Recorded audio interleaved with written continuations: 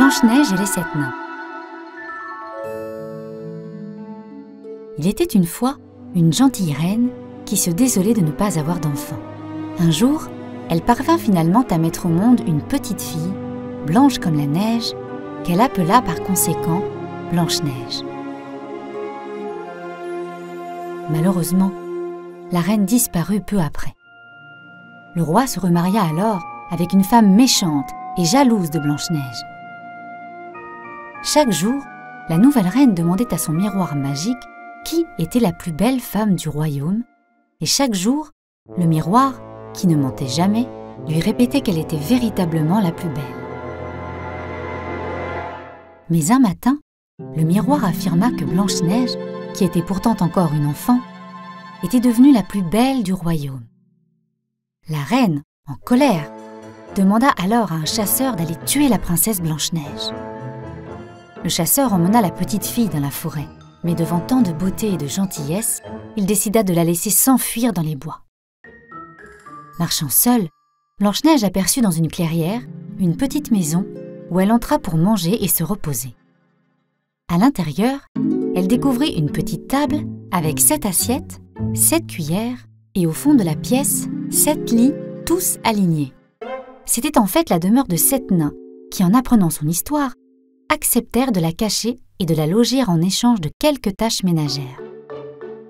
Les années passèrent et chaque jour, avant d'aller à la mine, les 7 nains la mettaient en garde en lui recommandant de n'ouvrir à personne, car ils savaient que la méchante reine finirait bien par apprendre que Blanche-Neige était vivante. Et, en effet, lorsqu'un jour la reine demanda une fois de plus au miroir magique qui était la plus belle, celui-ci, qui disait toujours la vérité, lui répondit encore que la plus belle était toujours Blanche-Neige, cachée dans la forêt, auprès de 7 nains. La reine comprit que Blanche-Neige était donc toujours en vie. Elle décida alors de se déguiser en marchande et partit vers la maison des 7 nains pour proposer un lacet de corset à Blanche-Neige qu'il accepta volontiers. La vieille marchande serra alors si fort le lacet du corset de Blanche-Neige qu'elle en perdit la respiration et s'écroula par terre. La reine retourna ensuite vers son château. Heureusement, en rentrant du travail, les 7 nains comprirent ce qu'il s'était passé et coupèrent le lacet, permettant ainsi à Blanche-Neige de respirer à nouveau. Furieuse d'apprendre, grâce au miroir magique, que la princesse Blanche-Neige avait survécu, la méchante reine se déguisa de nouveau en marchande pour proposer cette fois-ci un beau peigne à Blanche-Neige. Tentée, cette dernière laissa la marchande peigner ses cheveux. Mais le peigne était empoisonné et lui fit aussitôt perdre connaissance, tandis que la reine repartit en direction de son château. À leur retour, les 7 nains découvrirent le peigne et le retirèrent de la chevelure de Blanche-Neige, qui, par chance, se releva rapidement. Folle de rage, après avoir parlé à son miroir, la méchante reine se déguisa une nouvelle fois, mais en paysanne, afin de ne pas être reconnue, et proposa maintenant à Blanche-Neige une pomme d'un rouge magnifique. La princesse se méfia, mais comme la paysanne en mangea une moitié, elle se dit que croquer dans ce fruit ne pouvait pas être dangereux. Blanche-Neige mangea donc l'autre moitié de la pomme, mais celle-ci, qui était évidemment empoisonnée, la laissa inanimée, comme morte.